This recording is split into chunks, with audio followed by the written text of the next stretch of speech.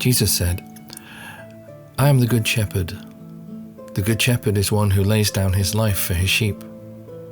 The hired man, since he is not the shepherd and the sheep do not belong to him, abandons the sheep and runs away as soon as he sees a wolf coming. And then the wolf attacks and scatters the sheep. This is because he's only a hired man and has no concern for the sheep. I am the good shepherd. I know my own, and my own know me. Just as the Father knows me, and I know the Father, and I lay down my life for my sheep. And there are other sheep I have that are not of this fold, and these I have to lead as well.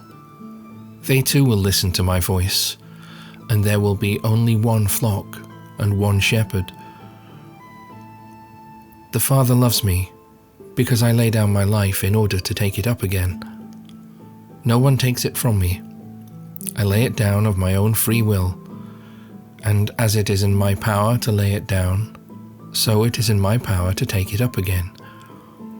And this is the commandment I have been given by my Father."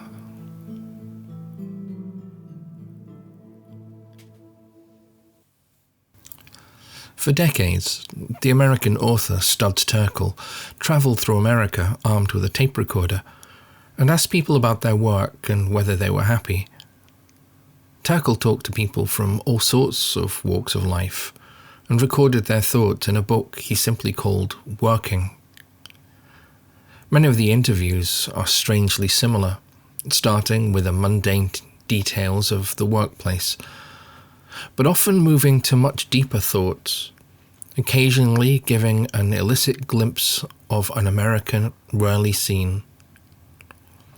Terkel tells of disgruntled workers who feel caged by their jobs, but also of others who exult in their ability to demonstrate their competence, to show off their personality, and to perform. A farm labourer tells how his work itself is not degrading, but the worst thing is the way they treat us, like we have no brains. They have only a wallet in their heads, he says. "I don't make much money," a bookbinder tells him, but she still loves repairing old books because a book is a life. A gravedigger recalls how impressed a drainage ditch digger was with the neat lines and square edges. "Someone is going into this grave," he says proudly. "That's why you need skill when you dig a grave."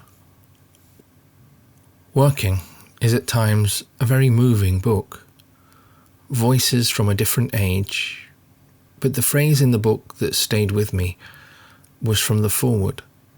It said, "Work is a search, sometimes successful, sometimes not, for daily meaning as well as daily bread." A search for daily meaning as well as daily bread. Today is the World Day of Prayer for Vocations, a day when, throughout the world, we're encouraged to pray for vocations to the priesthood, to the diaconate, and the consecrated life. The choice of the fourth Sunday of Easter is influenced by the gospel of the Good Shepherd that we heard a few moments ago. The idea being that the model of Christ, the Good Shepherd, caring for his sheep, should inspire us to likewise care for one another, and hopefully inspire some sufficiently to commit themselves to a life of such service. And that's a good thing to do.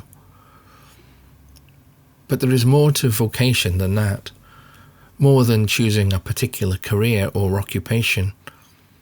It's about finding purpose, meaning. Vocation is God's call to life. Any particular career, occupation, job are in a sense opportunities to answer God's call to find purpose, meaning, to find life.